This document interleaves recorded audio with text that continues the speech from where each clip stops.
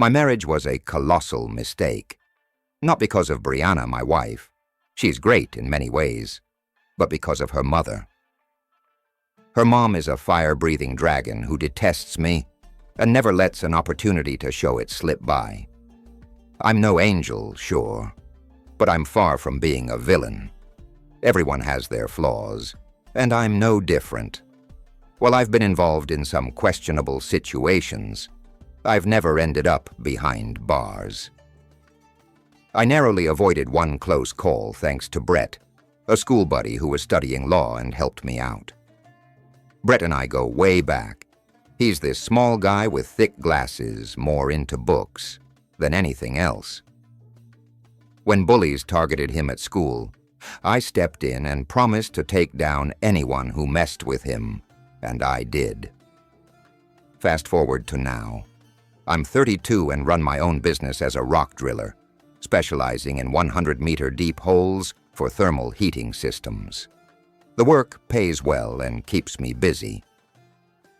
Brianna and I have been married for almost 6 years, with a son who was born 5 months after our wedding. We live in a lovely house in a quiet Scandinavian town, the kind of place where you'd imagine a picture-perfect family. But we're not, and it's all because of her mother. The dragon has loathed me ever since I stole her daughter, who had a boyfriend her mom actually liked. I've lost plenty of battles against her, but I'm determined to win the war. It all began on Midsummer Eve, 6 years ago. Midsummer is a big deal in Scandinavia, a holiday celebrated since Viking times. Back then, I was engaged to Lauren, a sweet girl. We'd been together for a year and were planning to move into a bigger apartment that August. But we fought over her cousin's wedding, which fell on Midsummer Eve. Lauren had been invited alone, which was a major insult for an engaged couple. It was clear the invitation snubbed me because of my bad boy reputation. Lauren agreed it was disrespectful, but decided to attend anyway. We argued, and in my frustration, I told her that if her cousin mattered more, she could stay there for good. An hour later, I regretted it and tried calling her repeatedly, but her phone was off. That night, I went alone to a party we'd been invited to at a friend's cottage. At the party, I met Brianna. She was with her fiancé, who got so drunk that I ended up helping her load him into their car's back seat. Afterward, we returned to the party and danced. Later, we took a walk under the twilight sky to a lake nearby and found ourselves on a small pier. Things got cozy. She seemed drawn to my bad boy vibe, something I've never really understood, but pretty women often are. She melted into my touch, and before I knew it, we were in the guest room she and her fiancé had booked. To my surprise, I discovered she was a virgin. Back then, I thought of it as a trophy. I promised to be careful, but after it was over, she smiled, looking genuinely happy. Neither of us felt any regret. The next morning, her fiancé found us and exploded with rage, throwing his engagement ring at her. When Lauren came back from the wedding, she admitted I'd been right about the solo invite and that she'd tried calling me too.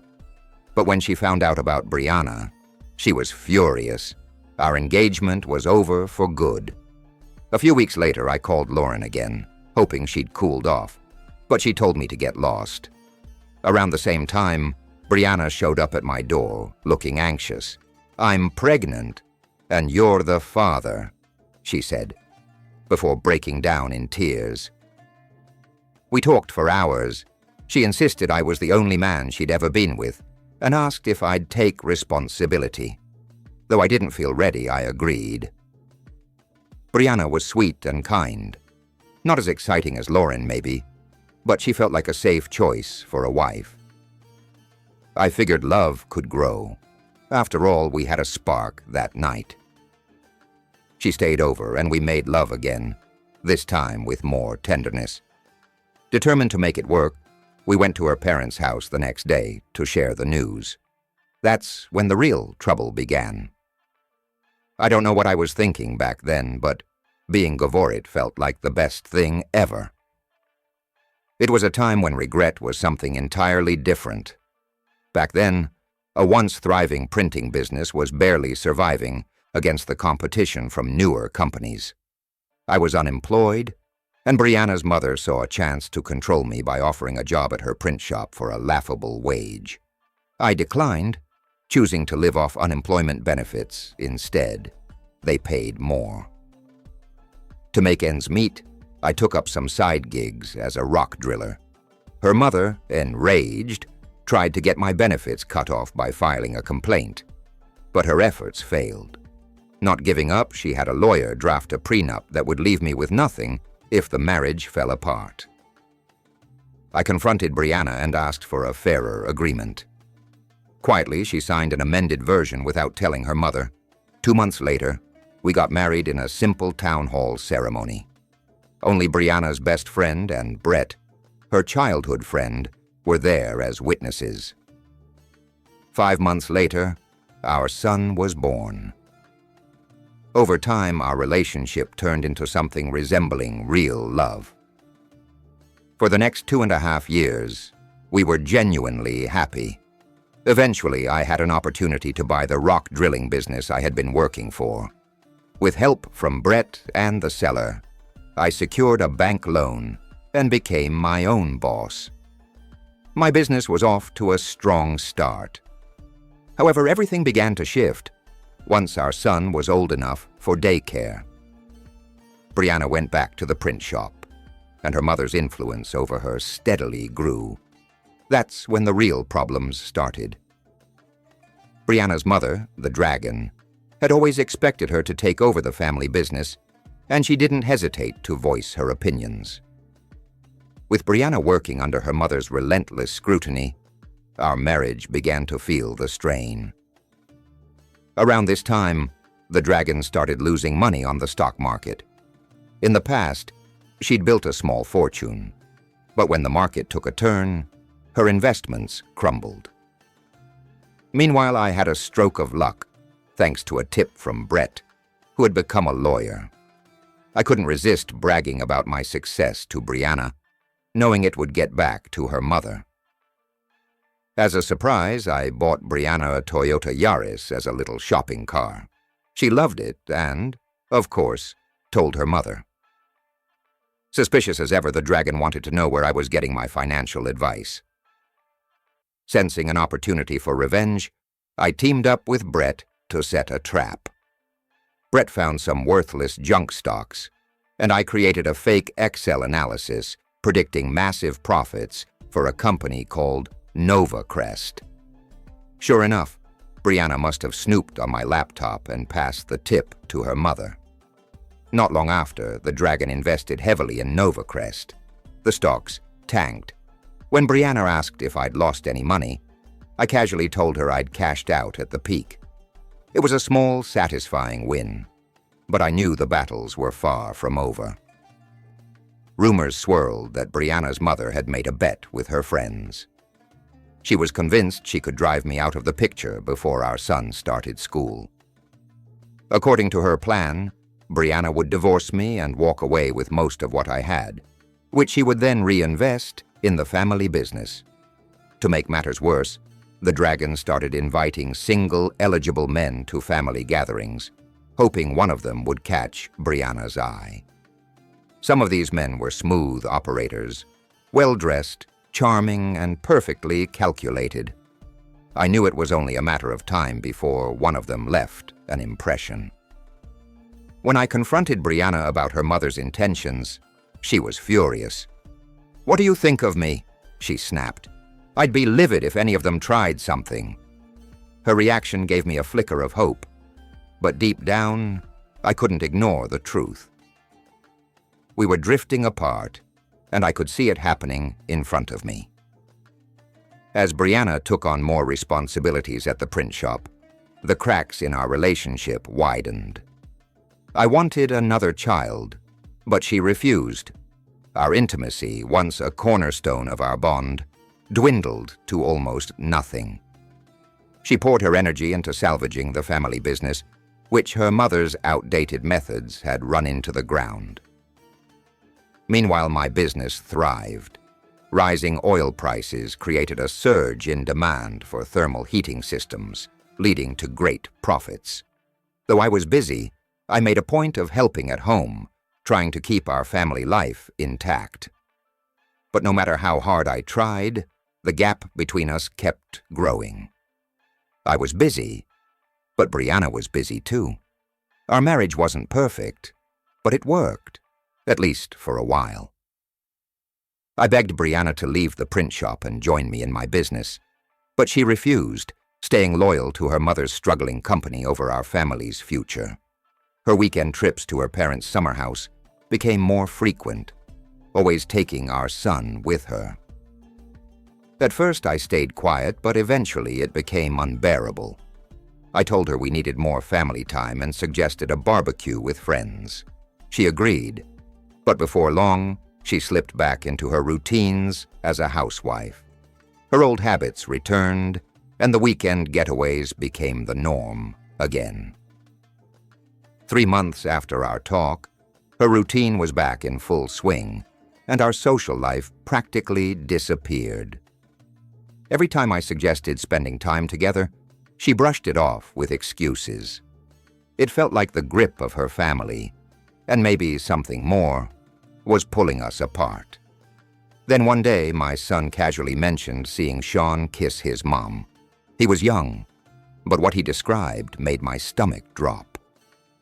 I wasn't shocked. Brianna had cheated on her ex-husband, so it wasn't unthinkable. Hearing it confirmed my worst fears. Our marriage was hanging by a thread. Strangely, I felt a small sense of relief. The constant tension, the endless battles with her mother, it all seemed like it might finally come to an end. Still, I owed it to my son and to the years I had invested to give Brianna one last chance to show she cared. One Friday evening, Brianna said she needed to go to the hospital. I was overwhelmed with worry. By morning, she was back, insisting she had to leave for her mother's again, planning to return Sunday night as always. Taking a deep breath, I suggested she stay home for the weekend so we could reconnect as a family. Maybe have that barbecue. She looked surprised.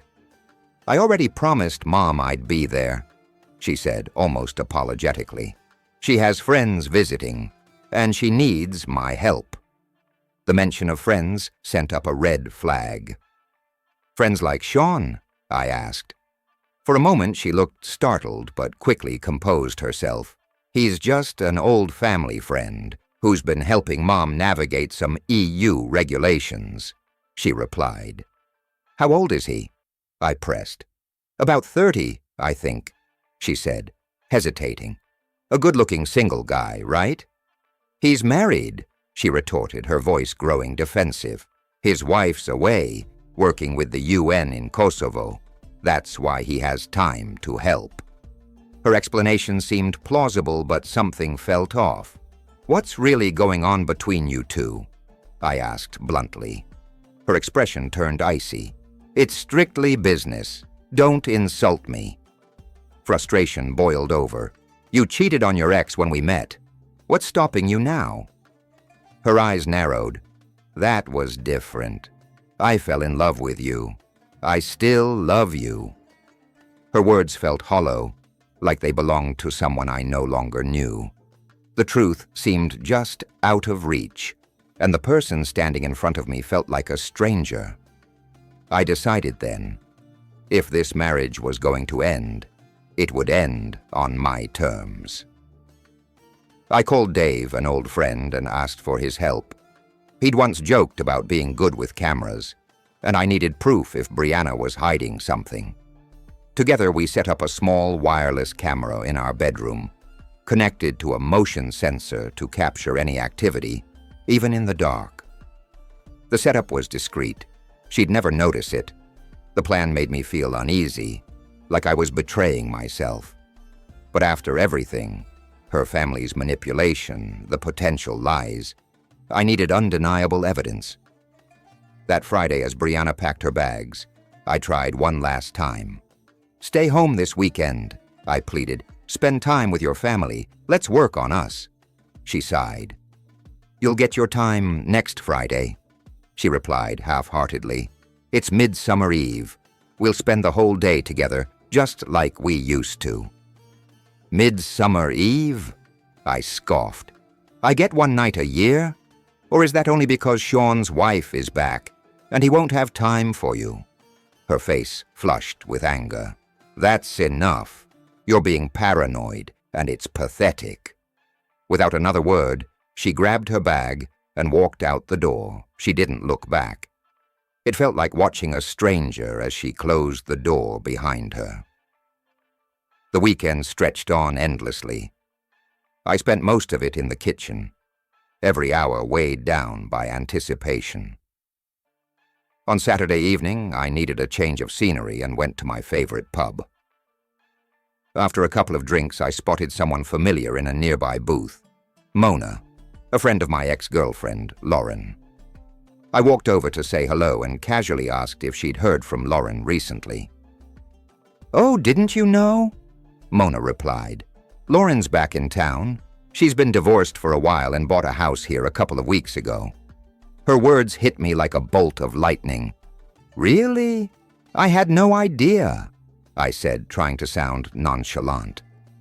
Mona smiled and handed me Lauren's number. "Why don't you reach out to her yourself?" After some hesitation, I decided to call. When Lauren answered, she sounded surprised, but the conversation flowed naturally. By the end, we'd agreed to meet for lunch on Saturday. Returning home that night, I didn't say a word to Brianna. The next morning, Brianna left for her mother's as usual, and I went back to work. At noon, I was at the restaurant, waiting for Lauren. That familiar excitement crept back, as if it were our first meeting all over again. When she walked in, as radiant as ever, I couldn't help but feel a pang of regret for what we'd lost. Over lunch, we laughed and reminisced about old times. Everything felt so natural and easy, a stark contrast to the tense silence in my marriage. Afterward, we took a walk in the park, where she turned to me, her eyes full of unspoken questions. "What was the real reason you left?" she asked. "And why did you want to see me now?" There wasn't an easy answer, so I went with honesty. "Faith, hope, and charity, I guess." For a moment she looked unsure, but then she took my hand. "There's something I've wanted to tell you for years," she said. "I made a mistake. Going to that wedding without you, shutting you out. It was wrong.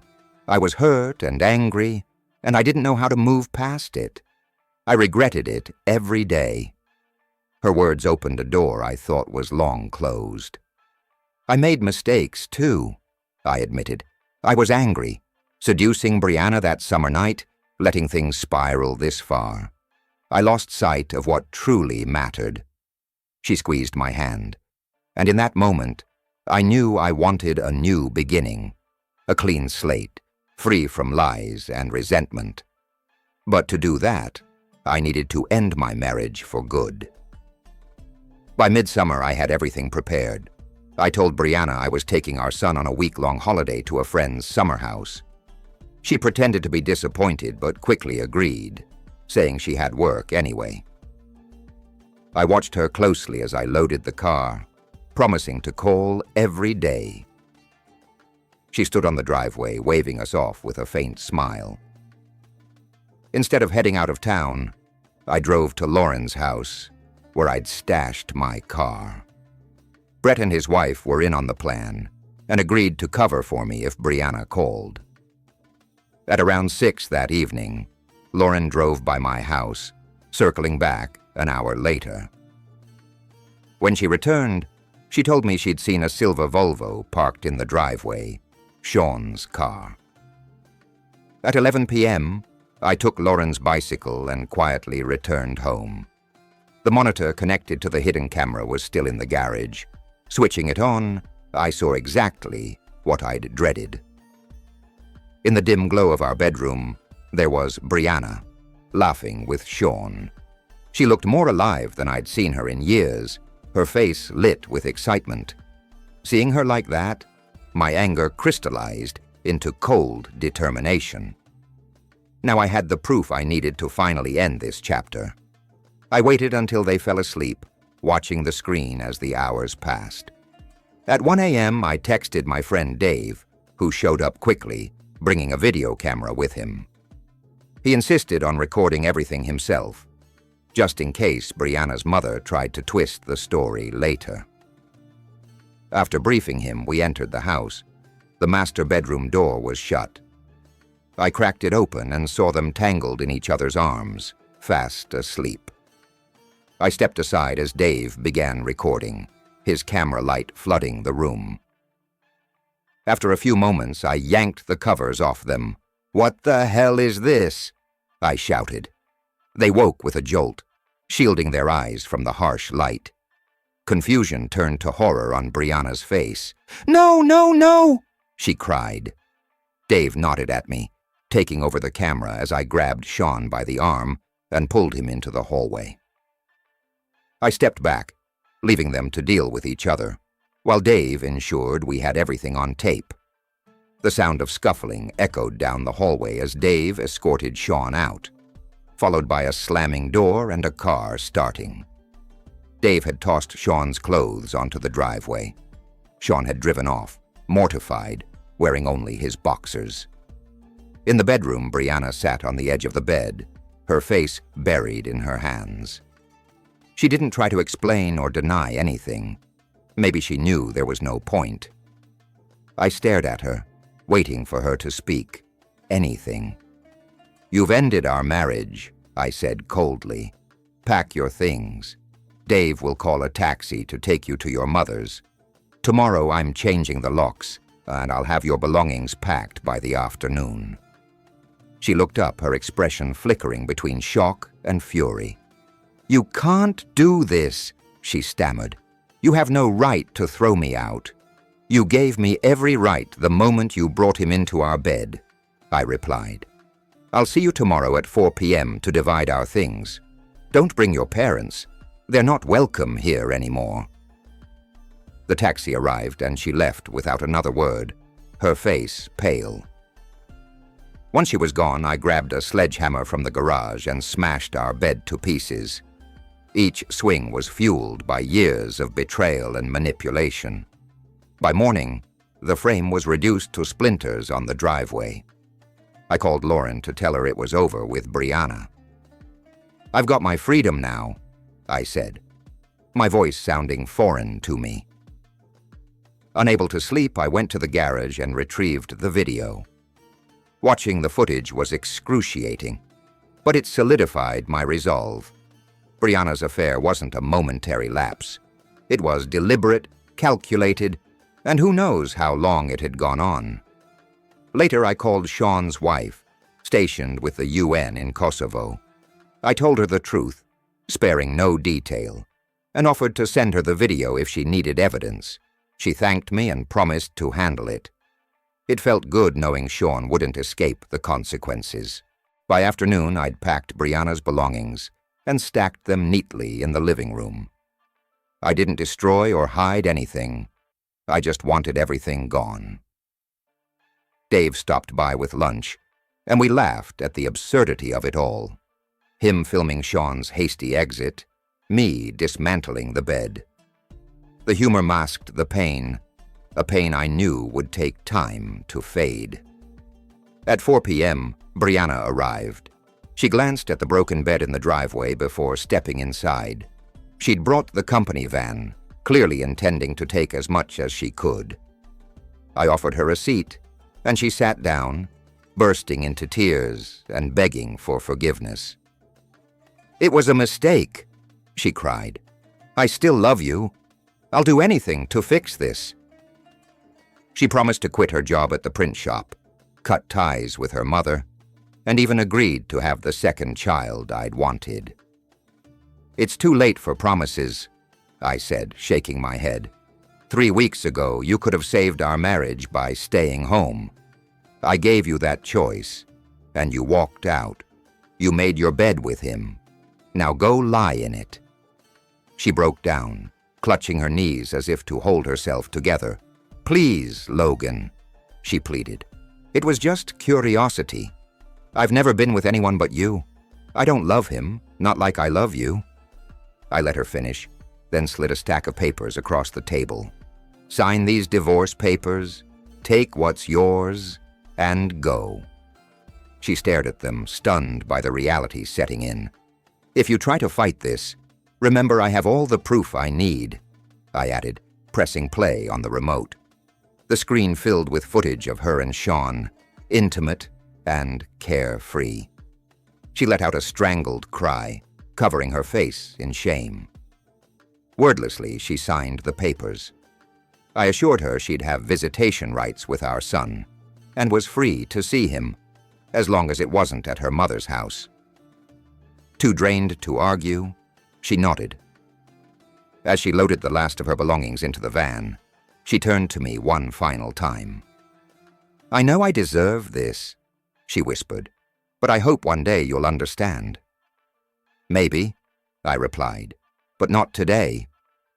Goodbye, Brianna." She drove away, leaving me with an empty house, but a heart finally ready to heal. For the first time in years, I felt like myself again, free from the lies, the manipulation, and the fear that had haunted me. After she left, the divorce moved swiftly. Ironically, the prenuptial agreement her mother had insisted on now worked in my favor, leaving Brianna with little claim to my assets. She didn't fight it. Perhaps the shock of seeing herself on video had drained any will to resist. With the divorce finalized, I was granted full custody of our son. Brianna could visit him, but I set one condition. She couldn't take him to her mother's house or the summer home. She agreed without resistance, perhaps realizing that her mother's meddling had played a significant role in breaking apart our family. Meanwhile, Brianna's life began unraveling on multiple fronts. After I initiated the divorce, tensions with her mother escalated, mostly over financial issues. The print shop was failing, and her mother had been withholding her full salary for months. Brianna, desperate for stability and a place of her own, grew increasingly frustrated. Eventually, she decided to sue her mother for unpaid wages. The lawsuit drove a sharp wedge between them, and when Brianna won, she managed to collect her money just 2 weeks before the print shop declared bankruptcy. Brett's legal expertise had been crucial, ensuring she got her payout before the bank could seize the remaining assets.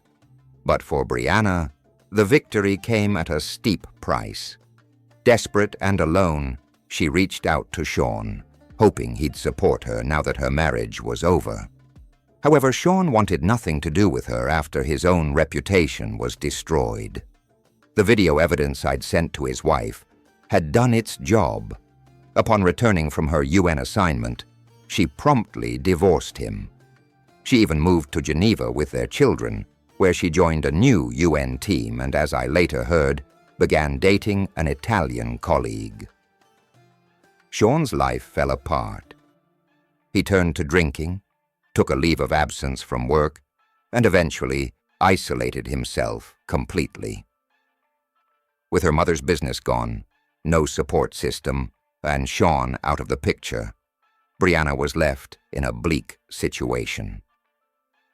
She managed to secure a modest apartment and start over with a lower-paying job, but the setbacks were immense. Mutual friends told me she rarely socialized and focused her energy on spending time with our son during visitation. She never spoke about the past or expressed regret. But sometimes I caught a glimpse of something in her eyes, a shadow of the cost she'd paid for her choices. Through it all, I kept my distance. For our son's sake, we maintained a civil arrangement for visitation, but any warmth between us had long since disappeared. I'd finally freed myself from her mother's control, and I wasn't about to reopen that chapter. Brianna understood this well and never asked for more than what was strictly necessary. One evening, Brett came over for a beer, and we couldn't help but laugh about how the dragon's carefully designed prenuptial agreement had backfired. "She tried to trap you," Brett said, clinking his bottle against mine, "but it was her own daughter who fell right into it." The irony wasn't lost on me. In the end, Brianna was left with a paycheck and a small apartment. Her mother's print shop, once the pride of their family, was gone, and their relationship lay in ruins, broken by money and betrayal. For all her scheming, the dragon had only succeeded in destroying her daughter's happiness and her family's legacy. But that was no longer my concern. I'd emerged from the chaos with my son, my business, and my freedom. The divorce had been the last chain holding me to that life, and with it severed, I was ready to move on. For closure, I sent a congratulations card to Brianna's parents. It was Dave's idea, and his mother even wrote it in her elegant handwriting. "Dear friends, congratulations on your success. You managed to convince your daughter to leave a devoted husband and father, only to end up as a fleeting affair for a married man. She must be forever grateful to you." I later heard the card sparked a massive argument between Brianna's parents, with her father blaming himself for not standing up to his wife. The move was petty, but after all I'd endured, it felt like a fitting conclusion to their interference in my life. In the months that followed, life found a natural rhythm. The chaos and resentment faded, replaced by a sense of calm. My son adapted quickly to our new family life with Lauren, seeing her not as a replacement for his mother, but as someone who truly cared about him. Watching him thrive brought me a peace I hadn't felt in years. Lauren and I married in an intimate ceremony with just a handful of close friends and family. After all we'd both been through, we had no desire for anything elaborate. Our bond was honest, grounded, and filled with joy in simplicity. Together we bought a home and began building a life we could call our own, letting go of the past, both physically and emotionally. Every moment with Lauren felt lighter, as if we'd finally stepped out of the shadows and into the warmth of something real and lasting. There were no hidden motives, no mistrust or doubt, just two people choosing to be together each day. She supported my work wholeheartedly and didn't see my professional success as a threat, something I'd never truly experienced with Brianna. Her laid-back demeanor and the warmth she brought into our home turned it into a haven filled with laughter and genuine connection. One evening, as we were putting away groceries, she touched her stomach, and it hit me. We were about to grow our little family. Lauren was pregnant, and we were overjoyed. The news brought a wave of hope and a sense of renewal. I felt ready to embrace fatherhood again, this time with someone I knew would stand by me through it all. Our life together started falling into place in a way that felt both stable and fulfilling. Our Friday nights turned into beloved family traditions. Lauren, my son, and her daughter, Chloe, would gather around the table for board games or movie nights, with laughter filling the air. It was during one of these evenings that I fully realized what I'd gained by leaving behind my toxic marriage with Brianna. I had found a family rooted in genuine care, free from the shadows of manipulation and betrayal. Brianna, on the other hand, seemed to be managing as best as she could. She maintained regular visits with our son, and we kept our interactions respectful for his sake. Her mother, who had once been so domineering, was no longer part of either of our lives. Mutual friends told me Brianna had become more reserved, rarely going out. Her beauty was still undeniable, but the sparkle in her eyes often seemed absent. At times I felt a twinge of sympathy for her, knowing how much she'd lost by following her mother's schemes. Even so, I had no regrets. My life with Lauren was everything I had hoped for, an honest, respectful partnership. Lauren and I didn't dwell on the past, but when it came up, she would smile and say, "What matters is now, let's make it a good life." Even Brett, my best friend through all the ups and downs, noticed the shift in me. One afternoon over a beer, he said, "I don't think I've ever seen you this happy, Logan." I nodded, knowing he was right. I wasn't just happy. I was at peace. There was still a small part of me that wished Brianna well, hoping she could find her way forward. Our son would always tie us together, and for his sake, I wanted her to rebuild her life. I felt no resentment or anger anymore, only a distant memory of what had been. I'd come to terms with the fact that our marriage had been a mistake, but also a stepping stone that led me to the life I now cherished. Thanks for watching.